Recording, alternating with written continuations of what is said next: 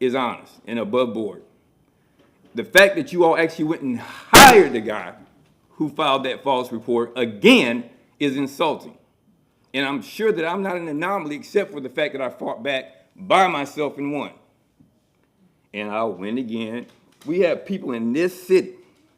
Now we're gonna say the county and the state, but people in this city, I got hearing officers who lie to get child support cases moved forward. That's not my issue today. I know it's a state issue. But how many brothers know that since our attorney general said we gotta stick to the statutes? Go look at 61.3. How many child support cases are pushed with no verified affidavit financially or a time-sharing agreement attached to it? That's not me. The law clearly states you have to do this, but it doesn't happen. And furthermore, to my esteemed governor, Africans didn't need colonizers to show us our greatness. The existence of civilization states that. And by the way, if you didn't know why the pyramids are in Africa, because you couldn't move them to Europe. Shout out to the University of Thomas Jefferson High School. Thank you very much, sir. Yes, sir.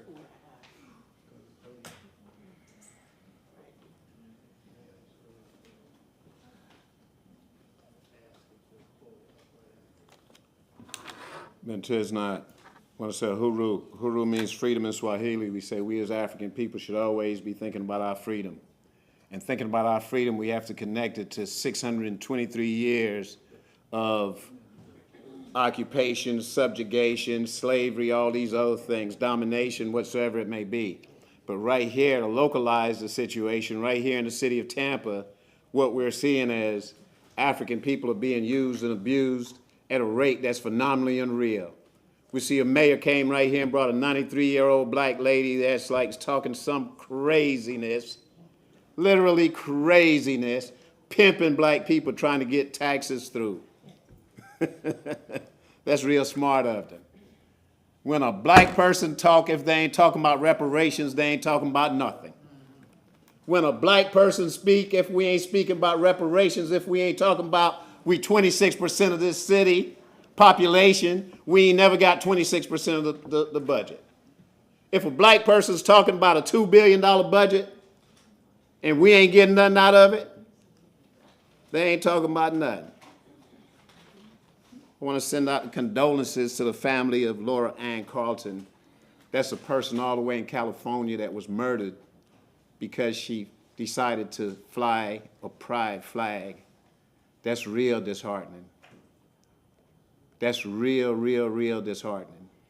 That's real disheartening that a system can bring up people from that level, renegades from that level, white nationalists on the other level that thinks it's cool to attack people because of their beliefs.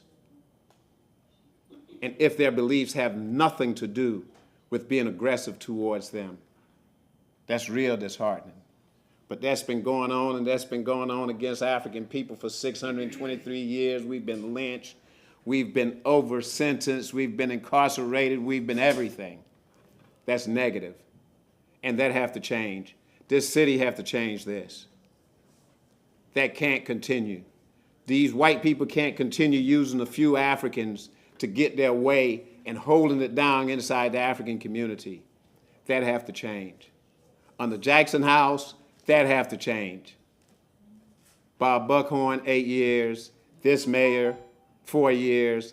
Nothing's like, it's a bad symbol, it's a bad representation of what African people should be, could be, our aspirations, our dreams and goals.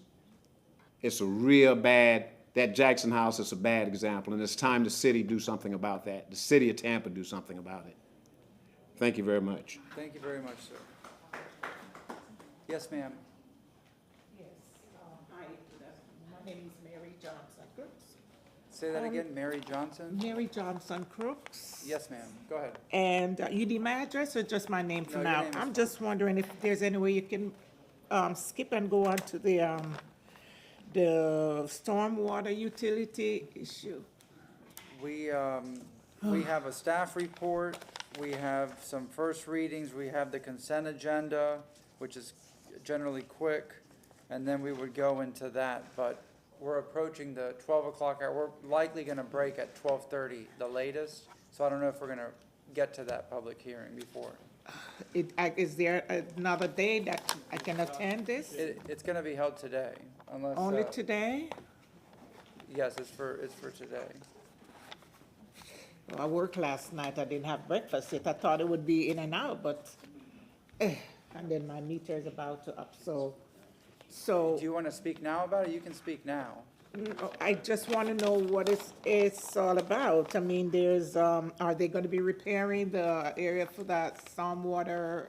So real Line? quick, what it is back in 2016, in September, we passed a stormwater capital improvement project, which is a citywide stormwater project, and then we passed a service assessment increase, which was already existing. Yes. And that's to address flooding throughout the city in a variety of projects over a 20, 30-year period. Got that. Each year, we have to have a public hearing, we approve it. We are already in year 6, 7 of this, so I believe it's reached the maximum amount. I don't know if it is going up, because it was coming in gradually cost-wise. Yes. And it's just a formality we have where we approve it every year, the stormwater Yes. assessment. And I believe, unless Mr. Morris wishes to correct me, or we have McLean. Did I say that all correct, or is there additional information to that? Yes, ma'am. This is one of the attorneys that's going to answer the question real quick. Oh, pertaining to the stormwaters, Yes, ma'am. I don't, recall about. If I could just answer his question and then your question? Yeah, Yes, she's sure. just going to clarify. Yes, ma'am. McLean Evans, Assistant City Attorney. Yes, sir, you are right. The capital improvement assessment hit its top level in 2021, and it's not increasing this year. Okay, so you're not going to see an increase in your stormwater from last year to this year. So what you saw last year is what is going to appear on your trim notice or on your property taxes. So there won't be any fees or anything? Oh, okay. And Chair, would you like me to, McLean Evans, Assistant City Attorney, this is actually a question about the stormwater service assessment. Would you like me to explain that? Yes, ma'am. So there's two different types of assessments. The chair was talking about the capital improvement projects. That only applies to people located in central and south Tampa. That I got. The stormwater service assessment, which you have in your hand, is citywide, and it's for the maintenance of the stormwater system. It includes the street sweeping and clearing of the system and preventing, keeping it in good function. And it's assessed according to how much impervious you have on your Yes. property, which is area that doesn't absorb water and sends water into the city system. Okay. So I was worried about not paying amount and lien on the house, property and all that. Oh, that's only because, Chair, may I continue? Yes, ma'am. Thank you. So the city uses a process to collect for the sake of efficiency. Yes. This is called a non-ad valorem assessment. And however, the state statute allows us to basically put it on the property tax bill so Yes. that people receive one big bill. Yes. But this is a specific user fee, technically under the law, not in the category of tax, but it appears on your tax bill for the sake of efficiency. We save money not having to send a separate bill and collect a separate bill from everyone. Yes. Because it's on the tax bill, you have that language about the lien if it goes unpaid, just like any property taxes that would be on that bill. So that's what, Yes, Yeah, ma'am. They're not doing it to you. That's just information that's on everybody's regarding a lien or anything. If you don't pay, it's information in your I, case. I got you. All All right. right. Okay. You waiting for an answer from me? Oh, we've done? Yes, that's it. Oh, thank you. Thank you very much. Sometimes our agendas are so busy that things get delayed, so thank you very much. Is there anybody else here for public comment? Yes, sir? Oh, you're good? All right. Mr. Robinson. Question, don't start the clock now. Is the Jackson House, do we have to speak now about that? Is that gonna be a separate conversation? It's not a public hearing. If you want to speak about it now, but it won't be presented until later. Okay, and what about Adam Harden issue that Mrs. Velez is here talking about? Is that gonna be on a public hearing? Is that gonna be a separate? Adam Harden issue. I'm not, which one are you talking about? All right, well, let me get the Elmo working here. Yeah, if you have something to show, we'll activate it. Yeah, well, I'm gonna back off of that for right now, but let's get the Elmo here. And please keep the Elmo on until I tell you to fade it out. Joe Robinson, Tampa, Florida. This is a photo, if you look at the Elmo, and I don't know if y'all know who that is in the middle. That's Willie Robinson. Now, some people say I might be some kin to him, but back in 58, 59, my stepdaddy, Clarence Robinson, used to go there. We pick up a paper bag with money in it at the Jackson House or next to it. Now, you can figure that out for yourself, Charlie, what that mean in 58 and 59. I was 5 years old. So that's Mr. Jack Wilson Robinson getting a $50,000 check that the NAACP, where Dr. Collins was president, to support the Jackson House. And this was a photo here. Keep the Elmo up. I don't need the screen on me. Put it higher. Yeah, so we Now can tell see. them to stop that so the public can see this. You Yeah. can't quit playing games with this Elmo. I said keep the Elmo on until such time I tell you no to. This is the people that was also there supporting that, okay? Now let's get down. Then the Jackson House itself, you know the story of it. It's historical. Keep the Elmo on. Don't come to me. I don't know why y'all do that. You can see that. That's in the historical preservation. This item 17 on the local. Keep the Elmo on. Master Chair, stop the I'm clock. not doing it, it's them. Yeah, it's up, Okay, it's well, up. if I don't see it up there, it ain't on. Now, don't play games with me now. And this is item 17, local historic district. Let's get down to this. The Jackson House and Mr. Robinson would never want eminent domain. You are interfering, and I'm saying here for the record that this eminent domain and severance damages that are gonna be occurring here to condemn property or condemn parts of property is severance damage. I know you're familiar attorneys with the Burt Harris private property rights. Now, I'm not here defending the Cardi brothers, but you're interfering with a negotiation, saying you're gonna buy the Jackson House don't want to sell the land, the house, or nothing. Leave it alone. It is a bully mentality, Mr. Carson, that you mentioned about previously. A bully mentality to say that you want to go buy the Jackson House. Torturous interference is probably what it is. See that right there? That's probably what it's going to be down the road now. Leave it alone. Follow your 1998 neighborhood comprehensive plan. And what you ought to be doing is what it says. Encourage the restoration and rehabilitation of historic sites through incentive programs, which may include increased density grants, loans, and technical assistance. Where that's been at with the city. That's your policy in 98. Well, what is it now in the 2040 one? 2040 comprehensive plan.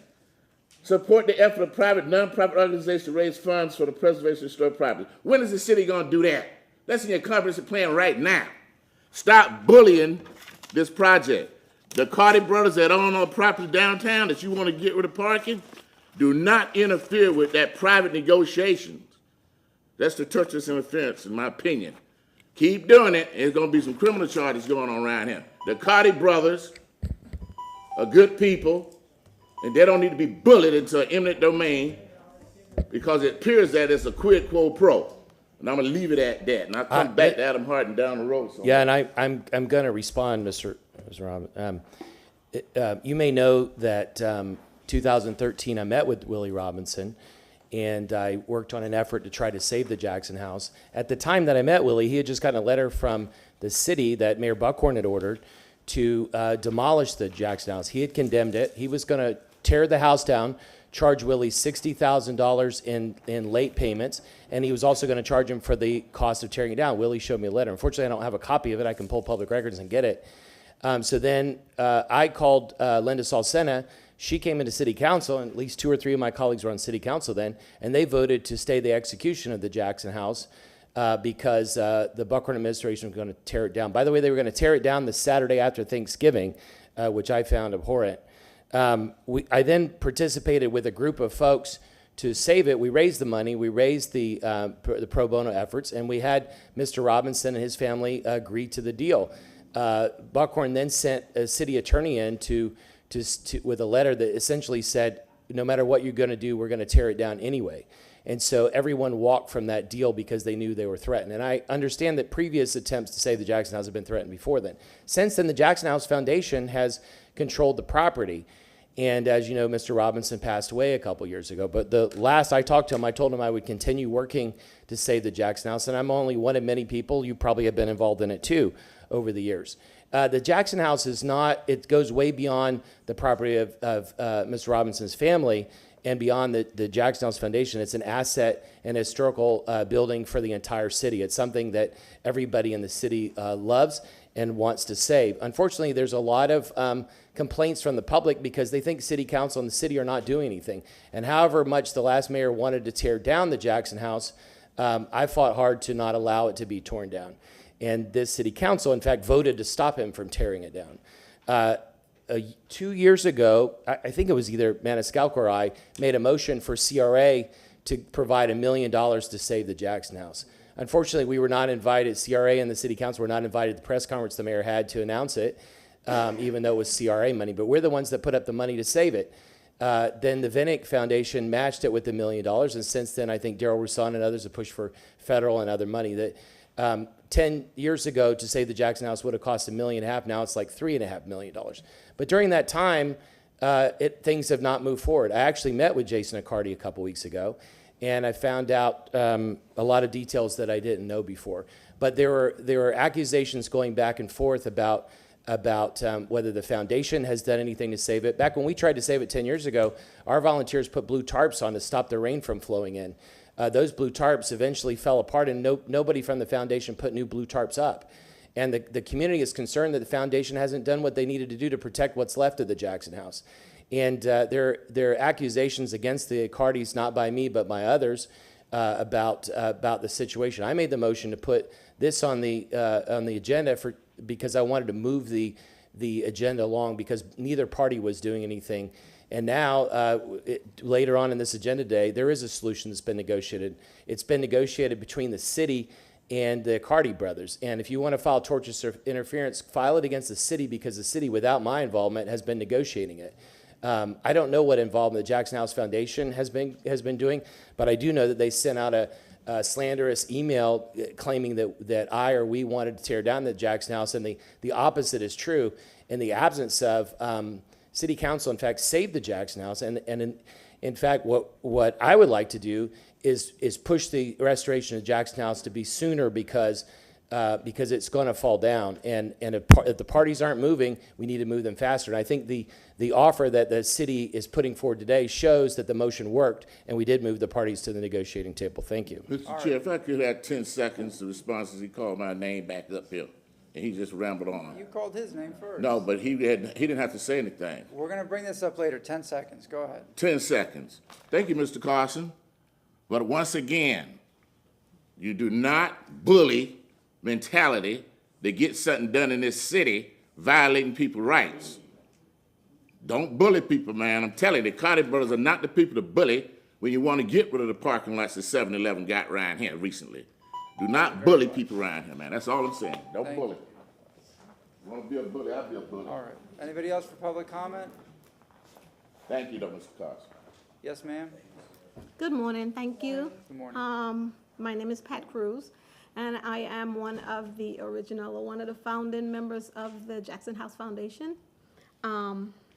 I actually had opted not to speak because it's been very hectic the last couple of weeks trying to work on this issue since it became an issue of eminent domain. For eminent domain for me, I'm not from the U.S., I'm from the Virgin Islands, but eminent domain, when I learned what eminent domain was for blacks, to us it's a bully tactic. It's a control thing. So when I heard eminent domain, I was like, whoa, because the history here told me that was a huge concern when 3/4 of African American communities have been displaced because of eminent domain across this country, and have never been able to reestablish themselves because of that.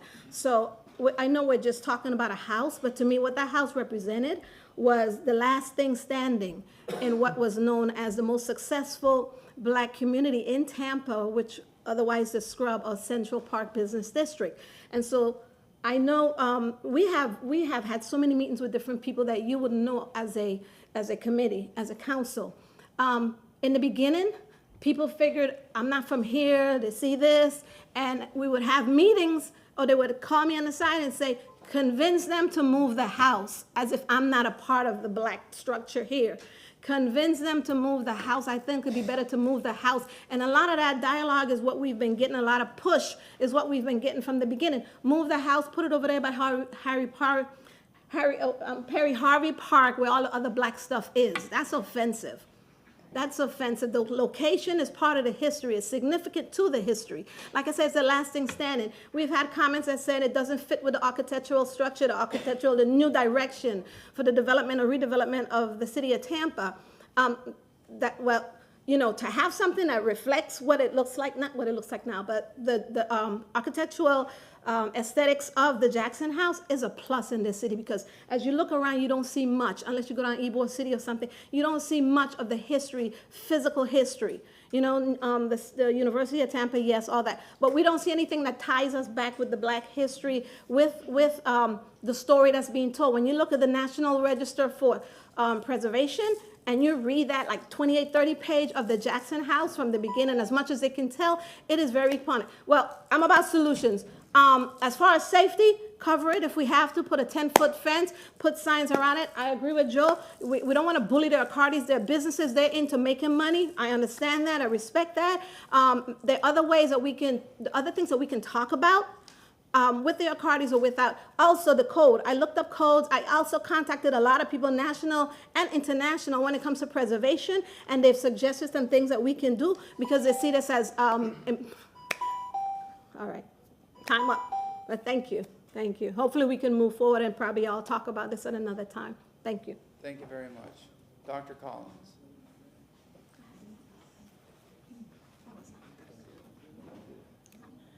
Good afternoon. I'm Carolyn Collins. I chair the Jackson House Board. Been chairing it for well over 10, however long. And I make so much money.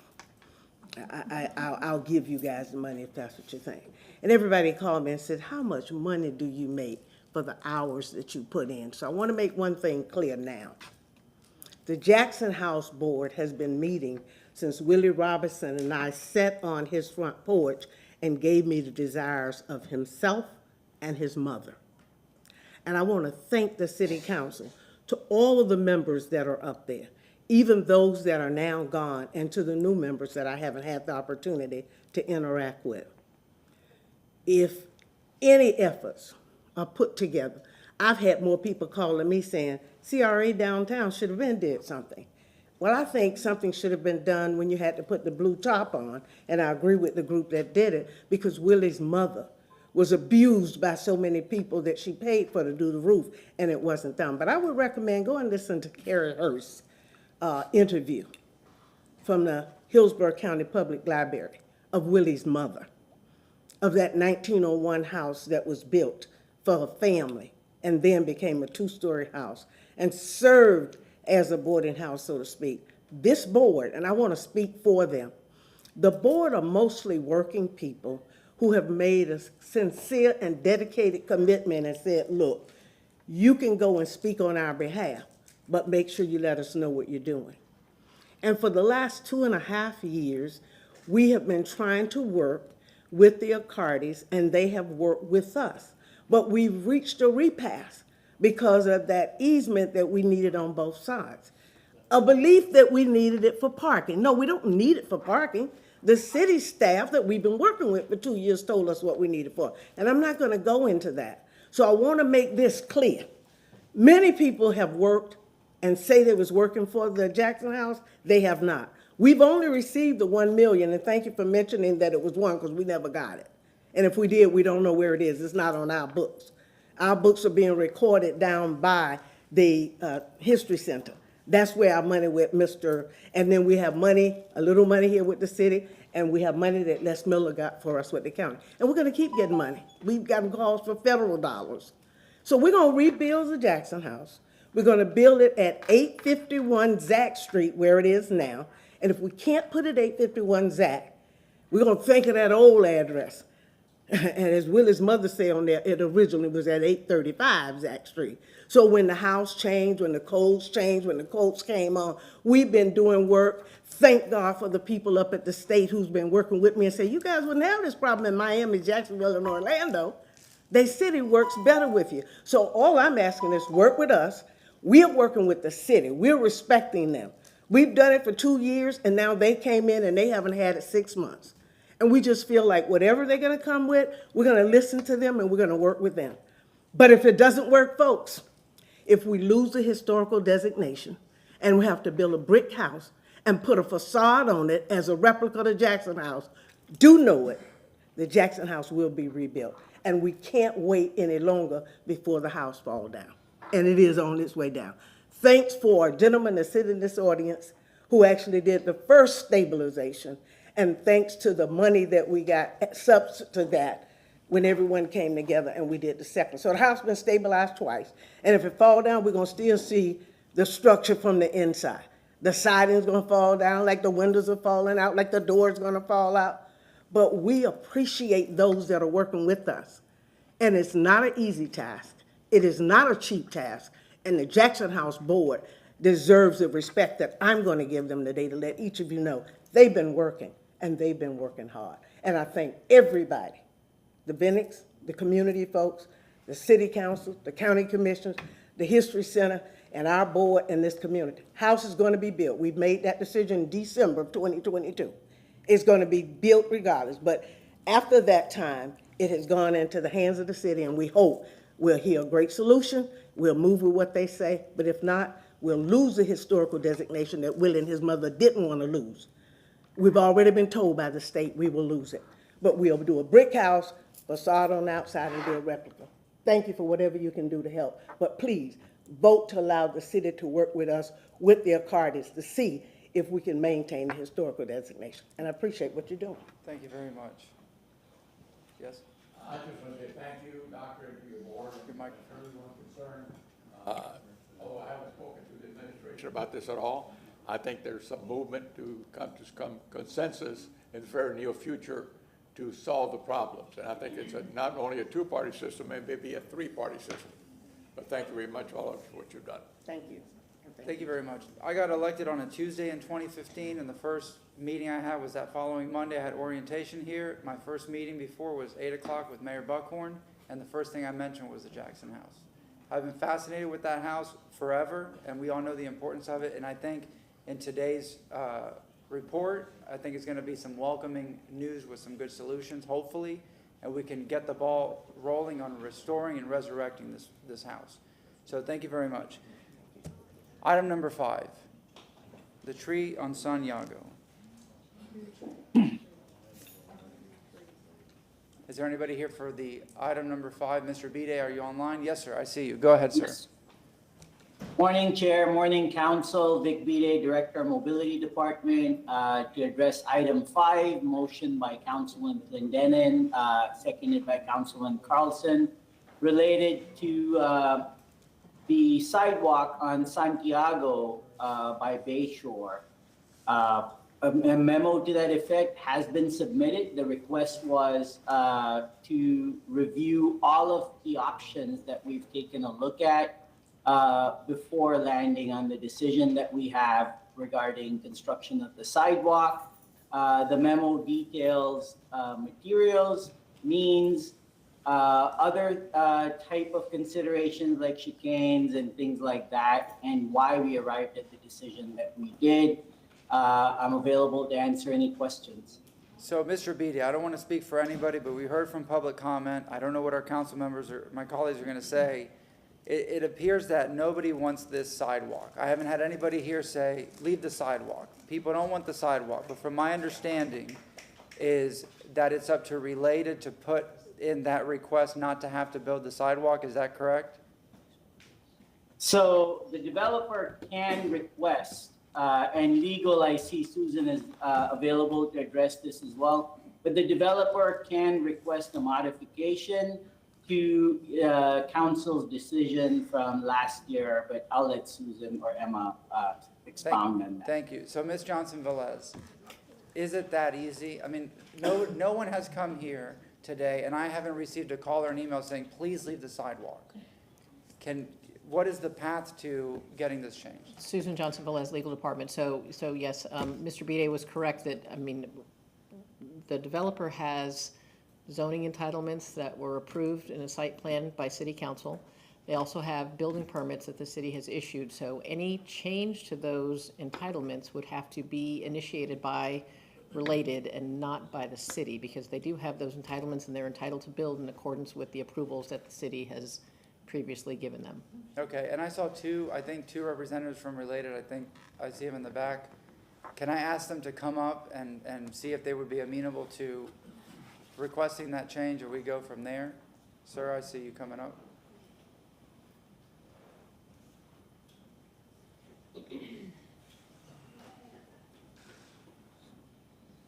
Hello. Excuse me. Kurt Fencik, obviously with the Related Group, and my colleague here as well. Najib Wahab. Nice to see you.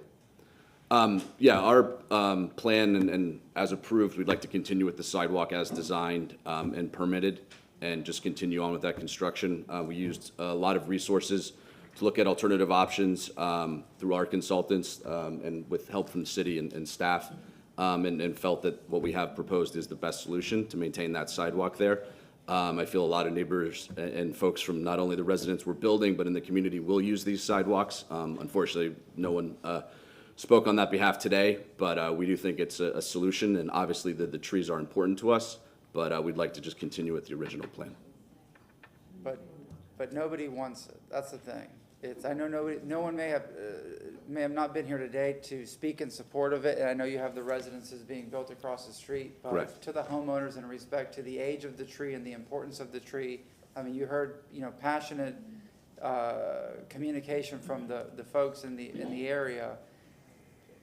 They don't want it. I mean, I know people hate government because it's so complicated, but just don't build a sidewalk. I mean, I know. Well, we have a sidewalk now that just ends. It's probably an unsafe condition. I'm not an expert on how that works and compliance with city regulations and so on.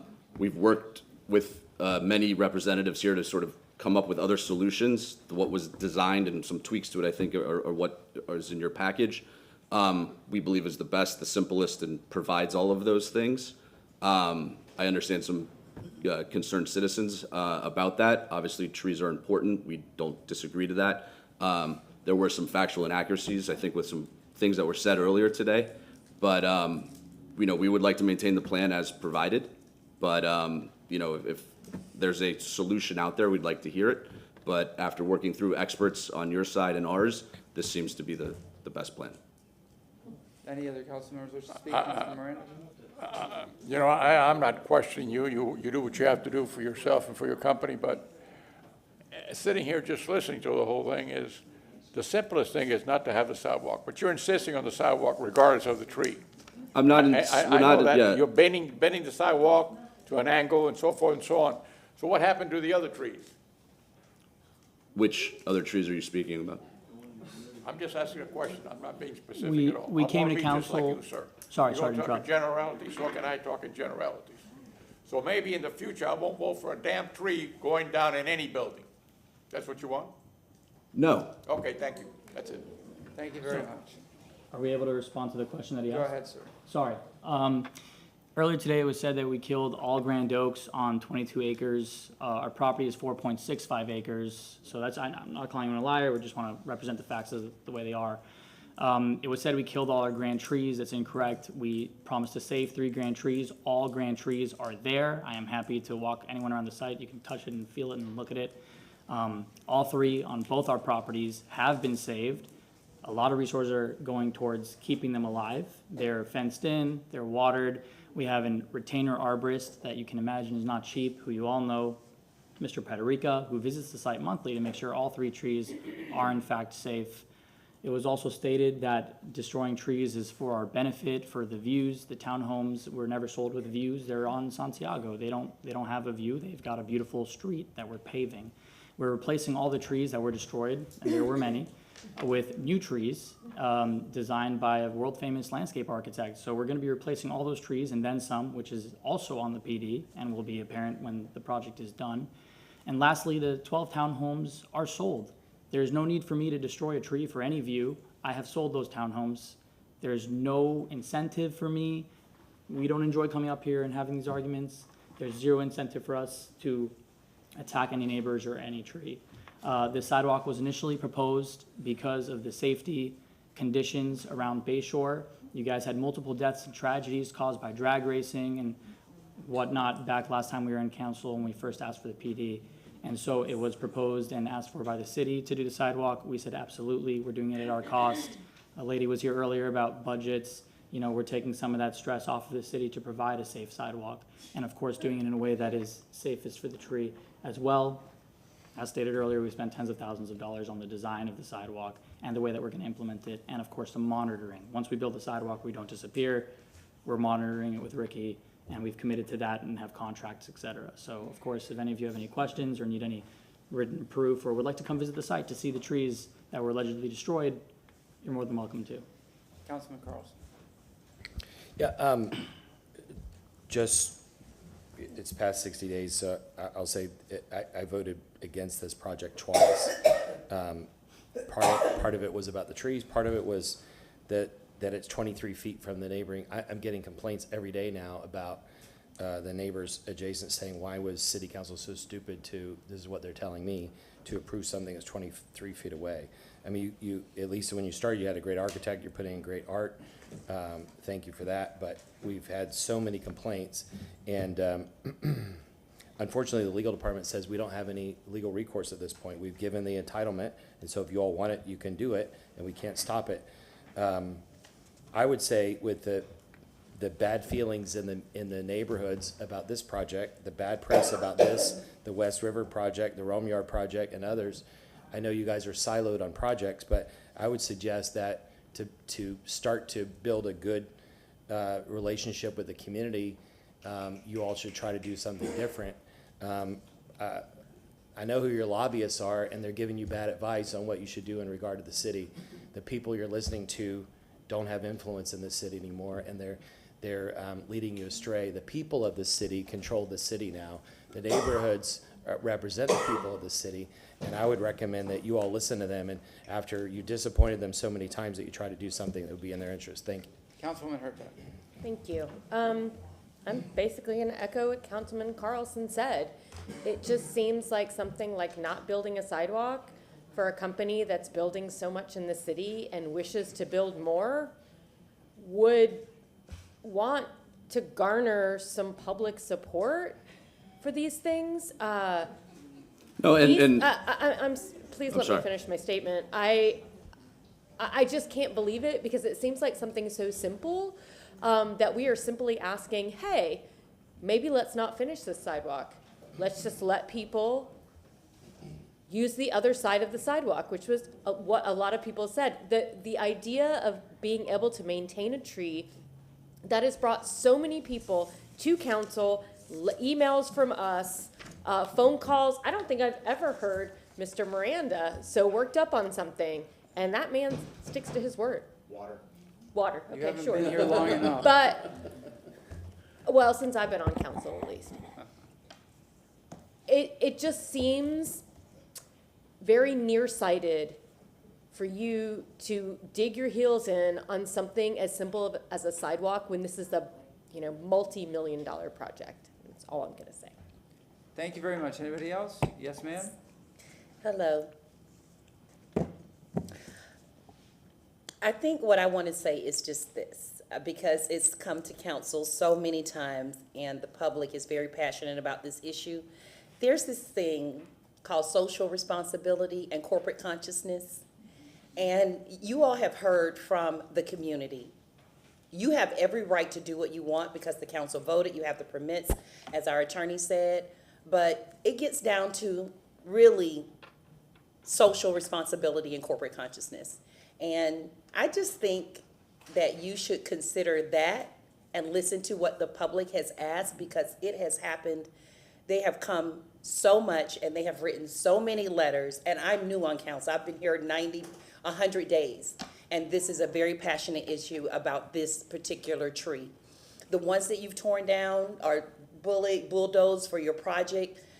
We can't go back and fix that. you say that you're going to build a beautiful tree canopy, you know, to put trees back on your property, but this particular tree,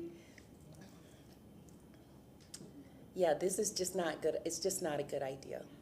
Listen to the community. Even though you have every right to do what it is that you want to do legally, you have every right, but it's just been too much noise about it. Councilman Vieira, then Councilman Carlson. Thank you very much. Yeah, I echo what's been said in the sense that it's, you know, as a company that's doing a lot of work here in the city of Tampa, it's kind of just common sense. And y'all said that there are people who want to keep the sidewalk who may not be here, but we haven't heard from them. And this is a community that really does speak out its mind. And when we hear such overabundance of statements in favor of the tree with, to the best of my knowledge, none in favor of the sidewalk, that is something that for us is compelling on an issue like this. So there is, you know, good citizenship on an issue like this, that if it can be preserved, to please do it. Because again, the community is speaking out with a lot of vigor on it. And again, if there are folks who are saying otherwise, we haven't heard from them. Understood. So that's, you know, that's, we go by that on these types of issues. Thank you. Councilman Carlson.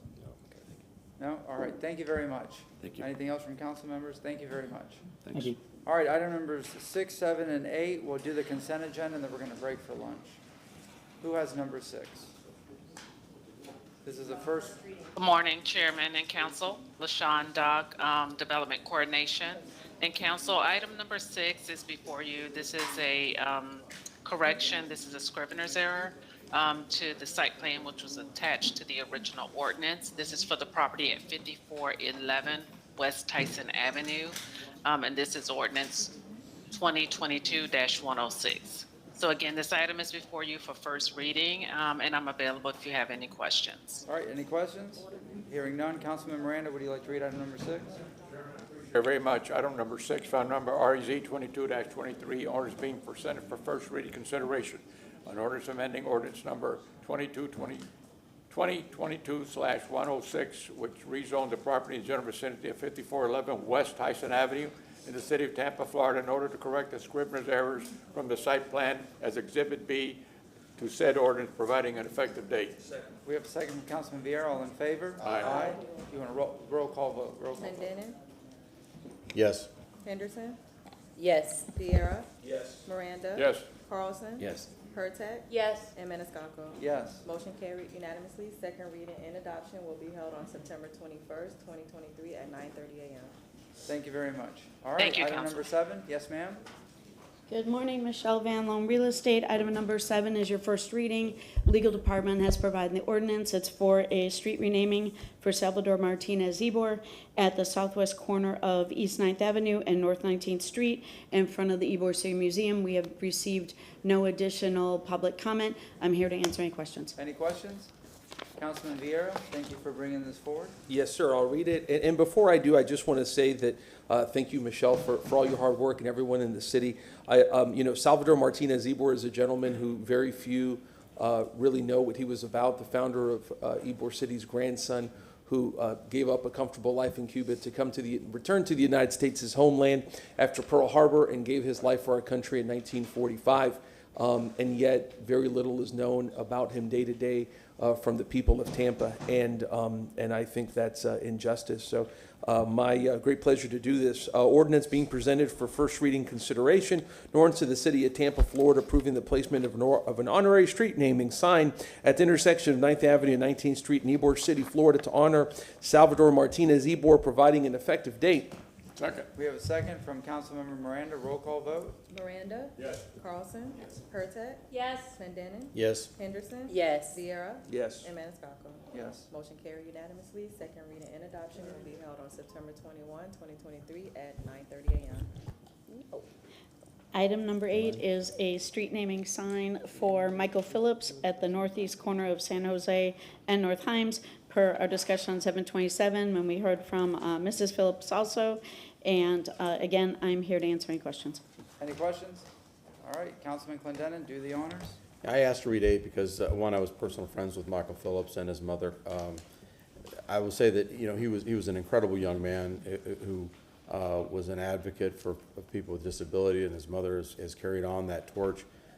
Really a great person to have in the city of Tampa to fight for accessibility and for folks that can't fight for themselves.